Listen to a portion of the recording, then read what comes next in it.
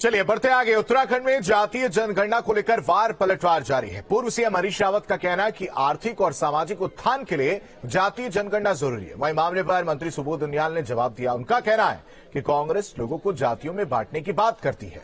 हरीश रावत को कांग्रेस शासित राज्यों पर भी ध्यान देना चाहिए।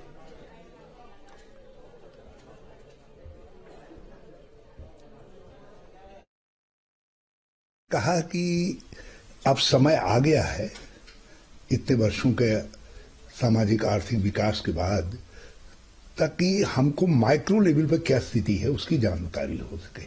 नीचे मैक्रो लेवल पर क्या पोजीशन है, कौन से हिस्से पीछे रह गए हैं, समाज के कौन कौन लोग हैं जिन तक विकास की रोशनी ठीक से नहीं पहुंच पाई है, सामाजिक न्याय ठीक से नहीं पहुंच पाया, तो उसके लिए नीतियां बनाई जा सके भविष्य के लिए। तो उसके लिए बहुत आवश्यक है कि एक बार जो है इस दृष्टिकोण से, जिसको सामाजिक आर्थिक दृष्टिकोण कहते हैं, उस हिसाब से जनगणना हो। और उसके लिए सबसे सबल माध्यम है कि आप जाति को बना लीजिए, जाति और उपजातियों को, उसके आधार पर आपको माइक्रो लेवल पर स्थिति का ज्ञान हो जाएगा और उसमें किसी को कोई दिक्कत है ही नहीं। जब तरक्की होगी, तरक्की का एक नया मुकाम स्टार्ट होगा, तो उससे लाभ उत्तराखंड, और बल्कि सबसे ज्यादा लाभ तो उत्तराखंड को मिलेगा, क्योंकि सबसे अभी इस दौड़ में, आर्थिक दौड़ में पिछड़े हुए सबसे हम हैं। कांग्रेस पूरे देश में राग अलाप रही है, तो उसी कड़ी में हरीश रावत जी भी बोल रहे हैं। सरकार के मंत्री होने के नाते आप देखिए, ये तो निर्णय भारत सरकार को लेना है। भारत सरकार जो निर्णय लेगी वो स्वीकार्य होगा। जैसे बिहार में तो भारत सरकार से नहीं पूछा करवा दी उन्होंने। देखिए बिहार में, देखिए मैंने आपसे कहा ना, ये कोई राज्य चाहे तो करा ले, लेकिन क्योंकि हम लोग केंद्रीय दल के लोग हैं, केंद्रीय पार्टी के लोग हैं, केंद्रीय नेतृत्व का जो निर्णय होगा वो स्वीकार होगा। आयोग की रिपोर्ट को कई वर्षों तक कांग्रेस ने दबा के रखा।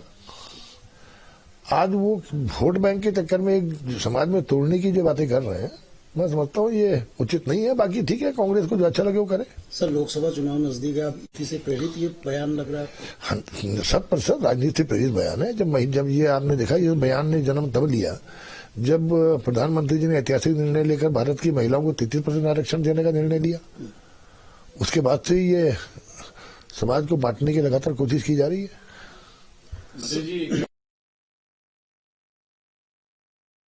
बिहार के बाद उत्तराखंड में भी जातीय जनगणना को लेकर के राजनीति शुरू हो गई है।